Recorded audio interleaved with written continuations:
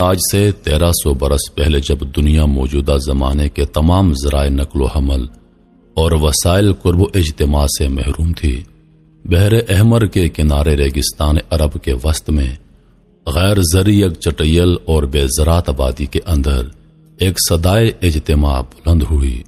اور نسل انسانی کے منتشر افراد کا ایک نیا گھرانہ آباد کیا گیا۔ انسانی اجتماعی کی یہ پکار صرف اتنا ہی نہیں چاہتی تھی کہ ملکوں کی سرحدیں اور جغرافیہ کی حدیں ایک دوسرے کے قریب ہو جائیں، بلکہ اس کا مقصد یہ تھا کہ نسل انسانی کے بکھرے ہوئے گھرانوں، پھٹے ہوئے دلوں اور برگزشتہ روحوں کو ایک دوسرے سے جوڑ دیا جائے۔ یہ پکار سنی گئی، کرۂ ارض کے سارے گوشوں، خشکی اور تری کی ساری راہوں سے اس پکار کی باز گزشت بلند ہوئی۔ انجن اور بجلی کی برق رفتار سواریوں کے ذریعے نہیں، تار اور لاس سلگی کے گاڑے ہوئے ستونوں پر سے نہیں، بلکہ دل کے اعتقاد اور روح کے ایمان کے ذریعے اس کی پکار سب نے سنی اور اس کی پکار کا جواب سب کی زبانوں سے نکلا۔ یہ ابراہیم علیہ السلام کی پکار تھی، یہ اسلام کی دعوت تھی، یہ فریضہ حج کی منادی تھی، جس نے ملکوں کو اکٹھا کر دیا، قوموں کو جوڑ دیا،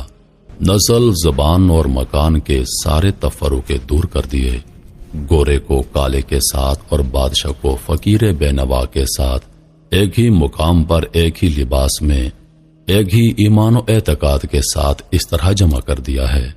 کہ انسان کے بنائے سارے امتیازات مٹ گئے اور انسانی اخوت اپنی اصلی صورت میں بے نقاب ہو گئی۔ 1300 برس سے زیادہ عرصہ ہو گیا ہے کہ دنیا ہر سال یہ نظارہ دیکھتی ہے کہ مختلف بولیوں کے بولنے والے مختلف رنگوں اور مختلف نسلوں کے لوگ سمندروں کو عبور کر کے،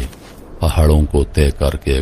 کئی مہینوں کی مسافت چل کر دنیا کے مختلف گوشوں کے قافلے حجاز کی مقدس سرزمین پر اس موسم میں خود بخود بغیر کسی خاص انتظام کے پہنچتے ہیں۔ 4000 برس سے زیادہ عرصہ گزر چکا ہے جب ابراہیم علیہ السلام عراق کی سرزمین پر پیدا ہوئے، جہاں کلدانیوں کی حکومت تھی۔ اس زمانے میں اگرچہ یہ دنیا کی سب سے زیادہ ترقی یافتہ قوم تھی، لیکن انہیں اتنی بھی بصیرت اور سوجھ بوجھ نہ تھی کہ سورج، چاند، ستارے اور مخلوق زوال پذیر ہیں، یہ کبھی بھی معبود اور حاجت روا یا مشکل کشا نہیں ہو سکتے۔ یہ لوگ ستاروں اور بتوں کی پوجا کرتے ہیں، ان میں نجوم، فال، رمل، جادو ٹونے وغیرہ کا خوب چرچا تھا۔ اس زمانے میں پجاریوں کا ایک گروہ تھا جو قسم قسم کے ڈھونک رچا تھا، عوام ان کے پھندے میں بری طرح پھنسے ہوئے تھے۔ انہی پجاریوں کو وہ اپنی قسمت کا مالک سمجھتے تھے اور انہی کی نیاز مندیوں میں اپنی دولت اور ساری عمر صرف کر دیتے تھے۔ ادنا کسان سے لے کر بادشاہ تک سبھی ان کے پھندے میں پھنسے ہوئے تھے، کیونکہ ان کا یہ عقیدہ تھا کہ دیوتاؤں کی خوشنودی حاصل ہو اور ان کو خوش رکھنا چاہیے۔ یہ چاہے تو ہم پر دیوتاؤں کی عنایت ہو گئی، ورنہ ہم طرح طرح کے مصائب میں مبتلا ہو جائیں گے۔ مگر ابراہیم علیہ السلام، کون ابراہیم جسے اللہ نے فرمایا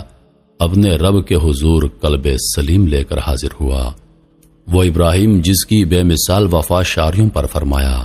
وفادار ابراہیم، جب انہوں نے ہوش سنبھالتے ہی غور و فکر کیا کہ یہ سورج، چاند اور ستارے ایک مقرر پروگرام پتھر کے بت کو جن کو انسان اپنے ہاتھ سے بناتا ہے، اور یہ بادشاہ جو ہم جیسے انسان ہیں خدا کیسے ہو سکتے ہیں؟ جب میرا خالق اللہ ہے وہی مجھے کھلاتا پلاتا ہے، اور جب بیمار ہوتا ہوں تو وہی مجھے شفا بخشتا ہے، اور اس کے ہاتھ میری زندگی اور موت ہے، اور وہی میرے نفع اور نقصان کا مالک ہے۔ یہ سوچنے کے بعد ابراہیم علیہ السلام نے فیصلہ کر لیا کہ جن معبودوں کو میری قوم پوجتی ہے ان کو میں ہرگز نہیں پوجوں گا۔ آپ نے تمام بتوں کو توڑ ڈالا، آپ کو آگ میں پھینکا گیا، آپ کو اللہ تعالیٰ نے صحیح سلامت آگ سے نکالا۔ وطن چھوڑنے کے بعد ابراہیم علیہ السلام فلسطین، مصر اور عرب کے ملکوں میں پھرتے رہے۔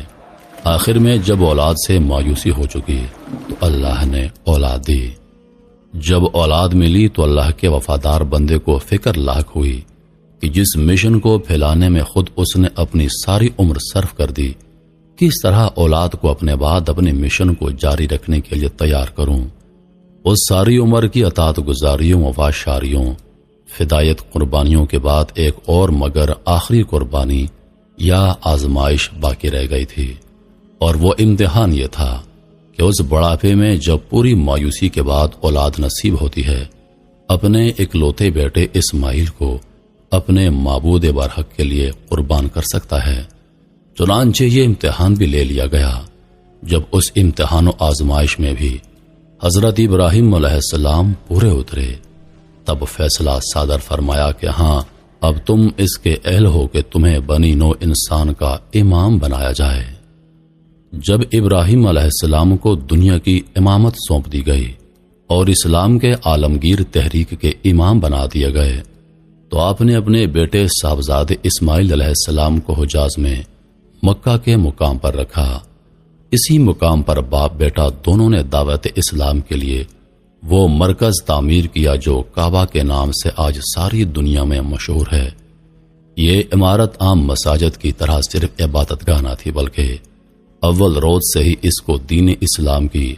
عالمگیر تحریک کا مرکز قرار دیا گیا، تاکہ ایک اللہ کی عبادت کرنے والے ہر جگہ سے کھینچ کھینچ کر یہاں جمع ہوا کریں، جمع ہو کر اللہ کی عبادت کریں اور اسلام کا پیغام لے کر پھر اپنے اپنے ملکوں کو واپس جائیں۔ یہی اجتماع تھا جس کا نام حج رکھا گیا۔ آج سے 4500 سال پہلے ابراہیم علیہ السلام نے اللہ کے حکم سے جبل عرفات پر کھڑے ہو کر یہ مناتی دی، اللہ کے بندو، اللہ کے گھر کی طرف آؤ، زمین کے ہر گوشے سے آؤ، نزدیک سے آؤ، دور سے آؤ، پیدل آؤ، سواریوں پر آؤ، حج کے لیے آؤ اور ہر سال آؤ۔ اس کے جواب میں حرم پاک کا ہر مسافر بلند آواز سے کہتا ہے، لبیک اللہم لبیک، میں حاضر ہو گیا ہوں، میرے اللہ میں حاضر ہو گیا ہوں، تیرا کوئی شریک نہیں، میں تیری بارگاہ میں حاضر ہو گیا ہوں۔ ساری حمد و ثنا تیرے لیے ہے، ساری نعمتیں تیری طرف سے ہیں، یہ ملک سارا تیرا ہے اور کسی چیز میں تیرا کوئی شریک نہیں۔ اسی طرح لبیک کی ہر صدا کے ساتھ حج کا تعلق خالص توحید اور دعوت اسلام کی اس تحریک سے جڑ جاتا ہے جو ابراہیم علیہ السلام اور اسماعیل علیہ السلام سے چلی آ رہی ہے۔ اس وقت ایسا معلوم ہوتا ہے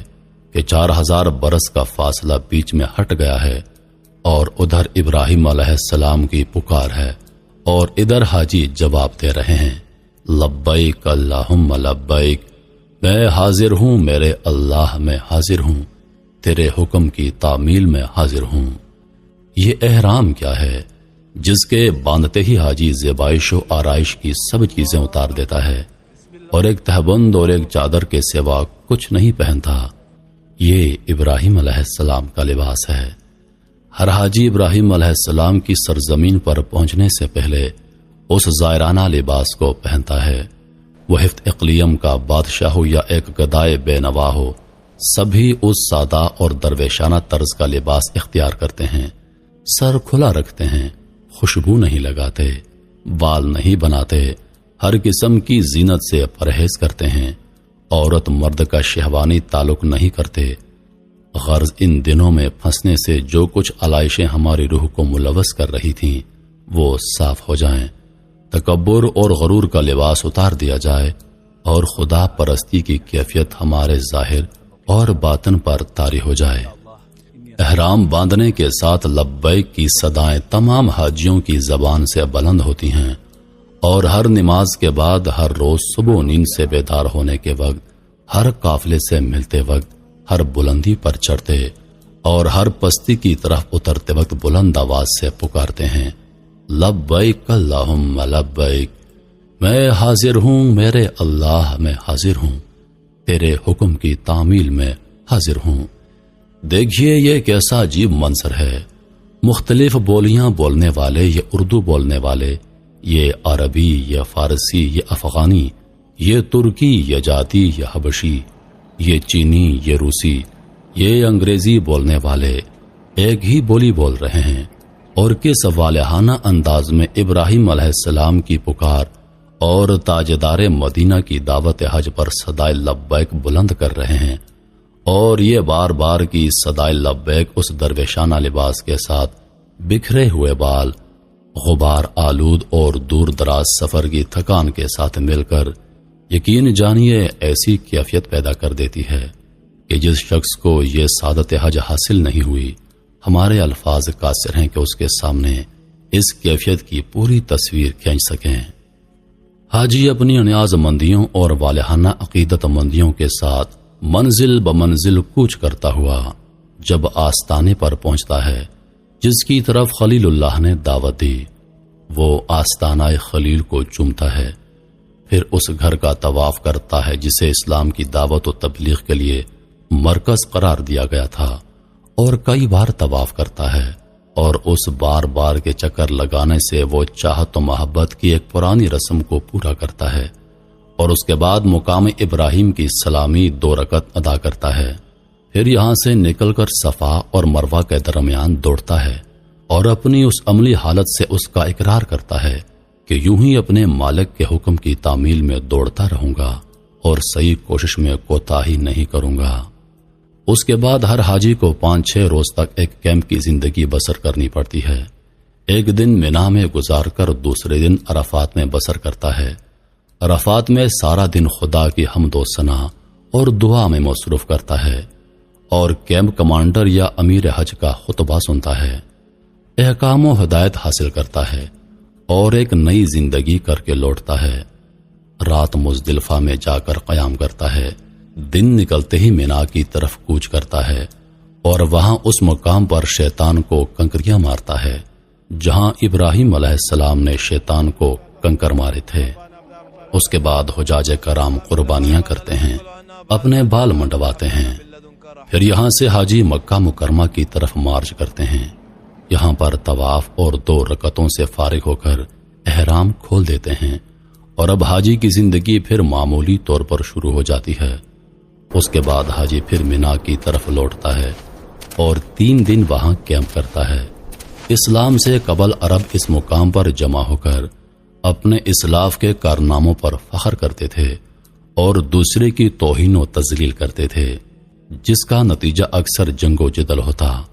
اسلام نے اس آبائی منافرت کی بےہودگی کو خدا کی حمد و ثنا میں تبدیل کر دیا اور باہمی جنگ کی طرح مسلمانوں کے باہمی تعارف، ہمدردی اور اخوت کے رشتے کو مضبوط بنانے کا ذریعہ بنا دیا۔ مینا کے مقام کے بعد حاجی مکہ کی طرف لوٹتا ہے اور بیت اللہ کا الوداعی طواف کرتا ہے۔ الوداعی طواف کر کے اس کا حج مکمل ہو جاتا ہے، اور کہتے ہیں کہ حج کرنے کے بعد انسان کے گناہ ایسے صاف ہو جاتے ہیں، انسان گناہوں سے ایسے صاف ہو جاتا ہے جیسے وہ آج ہی پیدا ہوا ہو۔ اللہ پاک مجھ سمیت تمام مسلمانوں کو حج کی سعادت نصیب فرمائے، آمین یا رب العالمین۔